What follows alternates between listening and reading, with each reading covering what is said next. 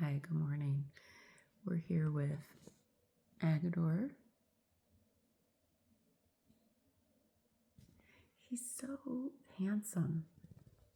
That's what we tell him all the time. And we're here with this guy. He's my guard cat. He'll sit in front of my chair facing outward like scanning. Actually, he's waiting to be ornery. So anyway, thank you for being here.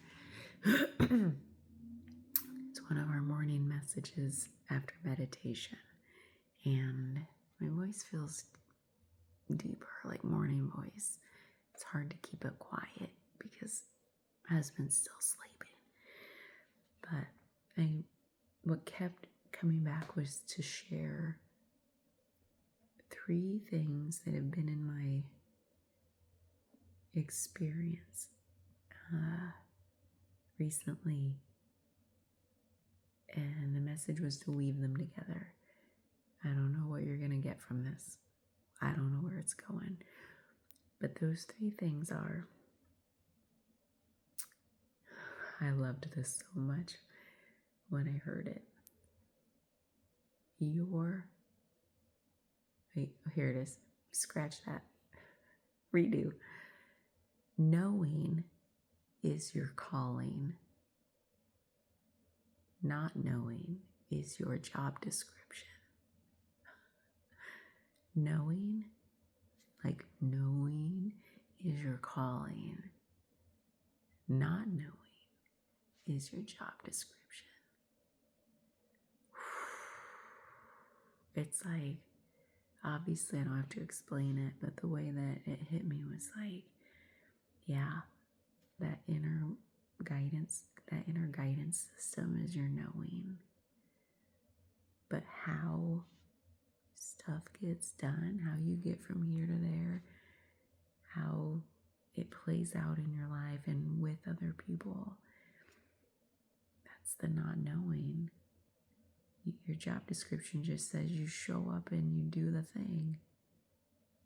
We don't know how it's going to go. So it's like, you may not know how to do the thing, and that's okay. That's your job description, is to not know. It could be all those things. But it's just like, knowing is your calling. Not knowing is your job description. And with the way messages have been going lately, at least through here, there's this like overarching theme of trusting in the not knowing, trusting in the liminal space when you disengage and you're here holding before the leap is made in that direction. So that's number 1. Let's see. Number 2, okay, maybe I'll go with this one because we talked about detaching or disengaging. And again, I don't like the word disconnect, even though that now I have access to that word.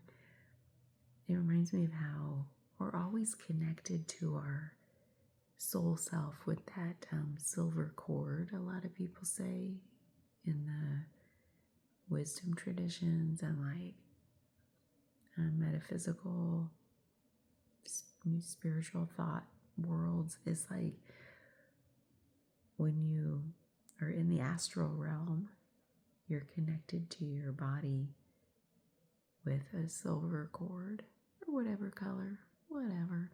But there's something that never disconnects your physical from your non-physical self. So maybe that's why I just don't prefer that word anymore. So anyway, things tend to unfold. So yesterday I didn't have that understanding, and today I do. Thank you.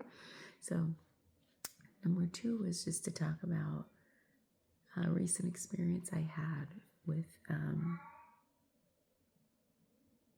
out-of-body experience. And that's not abnormal for me. I don't know why. My whole life I've had them since I remember having them when I was a kid. I didn't know what they were back then, and it was kind of scary sometimes. But looking back, I've had them since I was a kid. Then I had one last week, well, a few nights ago, Friday or Saturday night. Today's Tuesday. And this one, I was in a different bed. I had crashed out in the spare bedroom. And so it was a twin bed. And so I had less space. So maybe that's why it felt different. Well, I don't know. But this time, when I left my body, I slid out to the right, which was the open side of the bed because it was in the corner. So one of the long sides was against the wall, and one of the short sides was against the wall. I slid out to the right, and then this is so fun when these things happen. Now that I'm not scared, I had to get over that. So when I slid out, my arm reached out and then was feeling for support. And I felt the floor as I was sliding out. And there's usually this like slow, depending on which way it goes, there's either like a slow, like either I come back right away because maybe I'm not ready, or I've gone up to the ceiling, even through the ceiling, or I've gone up to the ceiling and kind of felt it and came back down, or it goes so many, in like infinite number of ways. And then this time I slid and descended to the floor, and I felt the floor on my, like I kind of felt it with my hand as I came down, and then I felt it on my back, and then I came back into my body. So I didn't quite leave into the astral realm, not quite astral projection, still a little bit of an out-of-body experience. And then, so that happened recently, and I found it interesting that it went a different direction than I usually go. In my main bedroom, where there are 3 open sides, mine to my left, my husband's to his right, and then the foot of the bed. In that bed, I tend to slide out down toward my feet. It feels like somebody's pulling me out, like I can feel the bed sliding up as my body slides down toward my feet, usually. And then sometimes if I'm like fully, it's like the sliding tends to happen, like I guess down or to the side. If I'm not quite, it's almost like the in-between. Maybe that's relevant to this liminal space theme lately. If I'm in the in-between of like ready to leave the body, but not quite ready to launch, into the astral. So that's what happened the other night. I guess I wasn't ready to launch. I was just ready to slide out into the liminal space for a bit and then kind of descend or come back. So that's the way these things have tended to go. A lot of times, there's been astral projection. There used to be more of a, and this still happens, but when I'm ready to really launch, it feels like something in this body or my energetic body cycles up. Like it's like what do you call that?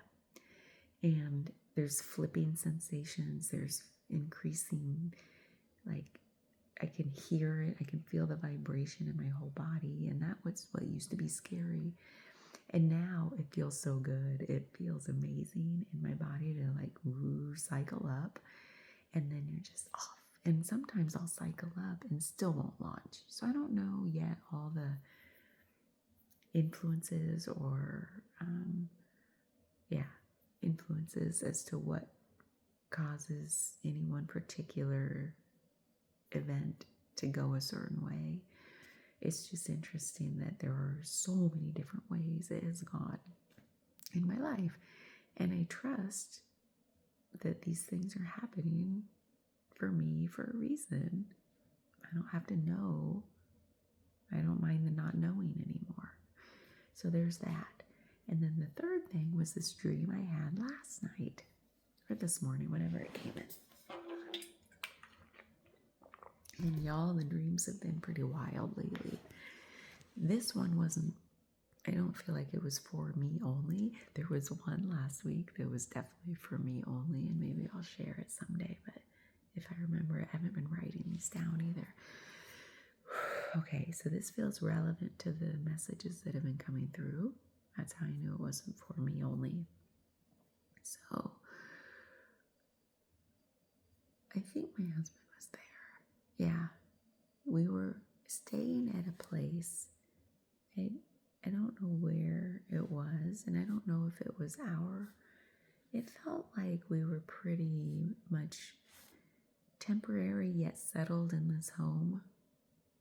And we were up on a hill, and I could see out across the valley below that there were like a series of hills. And on the next hill below, there was another house. Well, I don't know so much a house. Yeah, there was a house. It's like a 2-story. And around it, there was like a grove of trees. And then beyond that was a hill. And then beyond that looked like the ocean or something like spacious.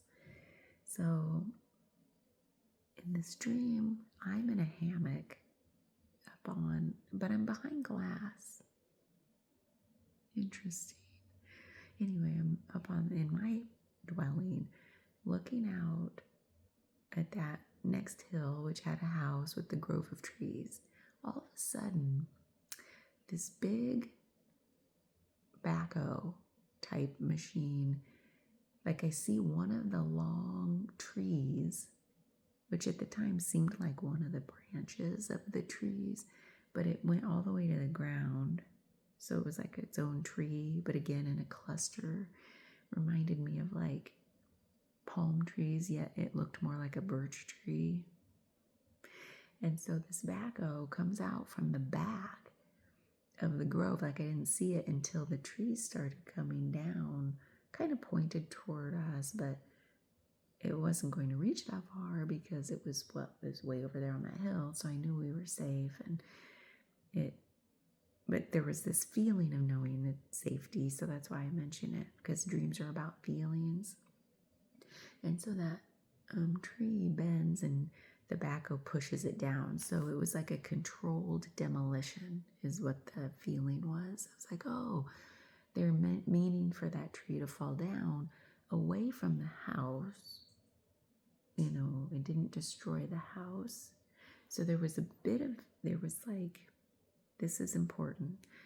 There was a little bit of like, oh, as soon as it started to come down, that it was going to hit that other house. But there was a deep knowing that it wasn't going to hit where I was. I was safe. It was like a tiny fear sensation that, oh, they might accidentally destroy that house, but I know I'm safe. That's important. So then the tree comes down, the backhoe disappears, and I'm like, oh, good, everybody's okay. Then out of nowhere comes this plane. I was like, oh, this plane is like circling the grove of trees. I call my husband's attention to it. Or maybe I waited, and then I did call it his attention eventually, but the plane, I see it circling, and then when I look back, it is dropping that red cloud of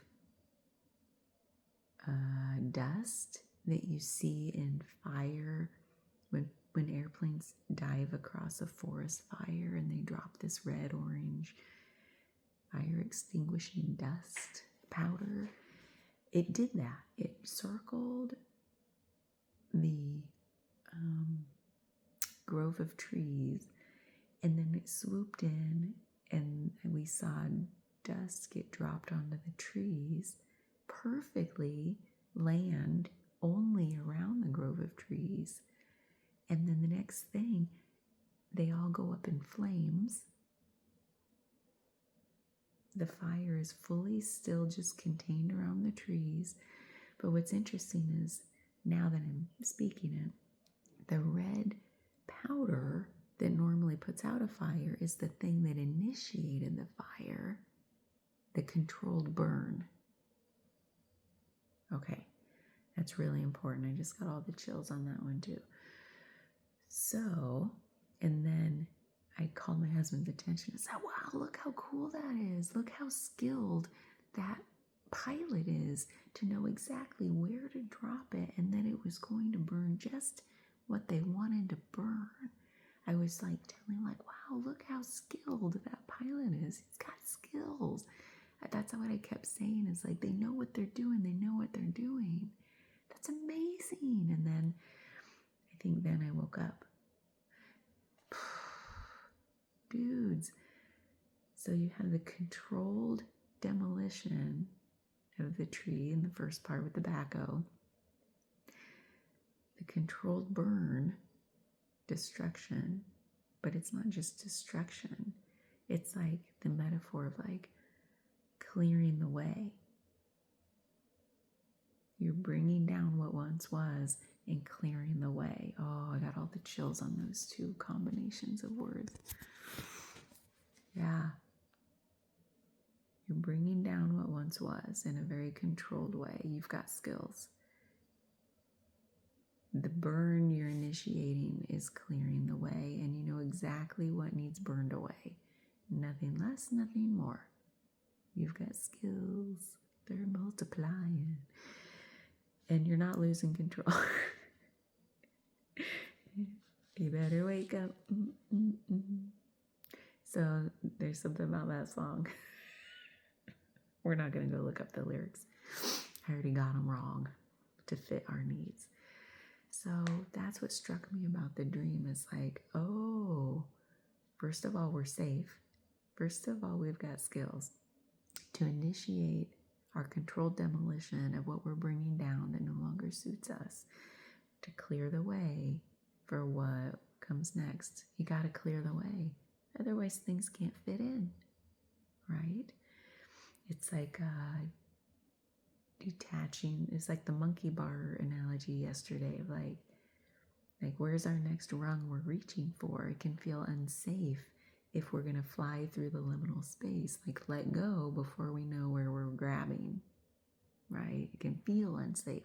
And then this dream comes in to say, oh, you're safe. This is all by design. You're very skilled. You know what you're doing. And knowing is your calling. Not knowing is the job description. So it's like the calling is your knowing. Not knowing is what you do when you show up in this moment. You don't have to figure shit out and have a task list and say, oh, here's my job description, A, B, C, D, so I can prove. There's something about, so like, you know what a job description does? It says, oh, I'm going to meet these expectations. It's well defined. I'm going to show up and do the work. And then I can prove, like, look, I earned it. Thank you for hiring me. Aren't you glad you hired me? I showed up to do. It's like we're moving out of that proving and only meeting the expectations somebody else sets for us. There was something also that came in about you are your own permission slip grantor. When I was in meditation this morning, something about, oh yeah, there's something about you don't need permission from anybody. You grant your own permission. You write your own permission slips. Maybe you even burn up that permission slip pad. You don't even need it anymore. But if you need it, it is a great metaphor in the short term. You're not looking for permission anymore from out there. You're not looking for confirmation out there in your reality. Oh, here was the other thing. Maybe there were 4 parts. I almost forgot it. Dang it. I'm glad we riffed on that permission slip thing. The phrase that came was, you've got to believe it to see it. I love it because, you know, the way we know that idiom is, you've got to see it to believe it. Not anymore. You've got to believe it to see it. That's the way forward. It's how real manifestation works. It's how real alchemy works. when you take things into you and they alchemize and they birth and like you have to believe that this integration is happening. You got to feel it, and then you see it in your reality. So take all those pieces. What do they have anything to do with your life? Because they all seem really important, which is probably why they've been percolating. And only today in meditation, they all went. So maybe there are 4 parts. Do you remember what they were? Yeah. There's the see, the believe it to see it. If we work our way backwards, you got to believe it to see it. You're initiating a controlled demolition to bring down what no longer needs to be there. Initiate a controlled burn to clear the way. And then we have that, like your shifting reality is kind of what that out-of-body experience reminds me of. I didn't say that earlier, but like your reality shifting. So it's like you're sliding out, disengaging from what you've known. And again, there's an uncertainty. There's like not ever knowing which direction. Are you going to launch? Are you going to come like slide back? Are you going to hover there for a while? Like it's okay to not know right now. It's okay. You're safe. You're always connected with your core to between your physical and your non-physical. We trust that. And then what was the first thing? Hold on.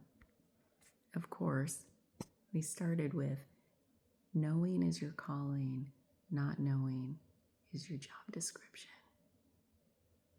Let me know how this lands for you. I am so curious what you're up to.